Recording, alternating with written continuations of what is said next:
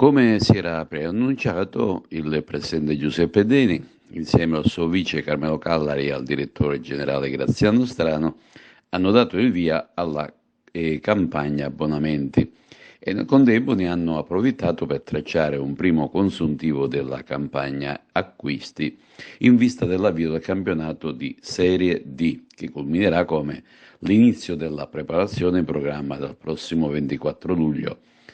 A quanto pare si è visto subito che le idee sono abbastanza chiare e i messaggi molto mirati, dopo una campagna acquisti sinora dotata e dosata nel miglior dei modi, con un mix tra senior di esperienza ed hunter di prospettiva. Ad oggi infatti lo staff tecnico ha provveduto a tesserare ben 17 elementi, ma il numero è destinato a aumentare e nei prossimi giorni sono previsti altri arrivi per completare i vari ruoli ancora vacanti. La società infatti è in fase organizzativa e si stanno vagliando attentamente i prossimi arrivi per completare l'organico.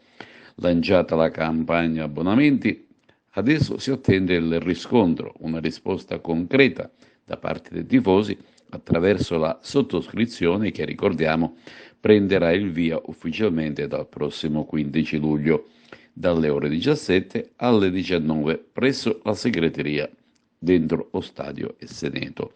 Rispetto alla scorsa stagione ci sono stati, come era prevedibile, qualche ritocco. Diciamo subito che la tribuna denominata Platino costerà 500 euro, mentre quella normale 300. La tribuna coperta avrà un costo di 200 euro, mentre la ripristinata gradinata costerà 130. In curva si pagherà 90. Ma cosa manca ancora per completare il mosaico messo a disposizione del tecnico Marco Coppa? Sicuramente 3 guardiapali, sui quali si sta lavorando in silenzio e grande oculatezza. E quando si dice, il neo coach Coppa desidera schierare un under di qualità tra i pali.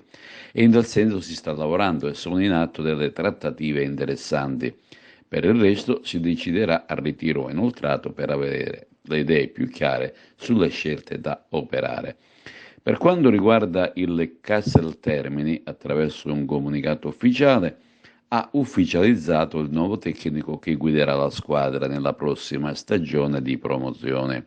Si tratta di Gaetano Cordaro, originario di Serra di Falco. Lo scorso anno ha allenato il Gorgoni a Deli in promozione Girone B, disputando un buon campionato.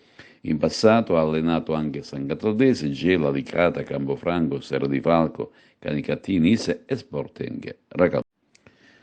Grandi movimenti anche in casa Empedoclina, che dopo alcune importanti riconferme ed arrivi come quello di Giovanni Taormina, ufficializza quello di Marco Sciacca, ex Agregas, Nissa e Favara. Nel contempo sono partiti lavori allo stadio Collura che interessano le tribune, per cui tutto sta tornando alla normalità.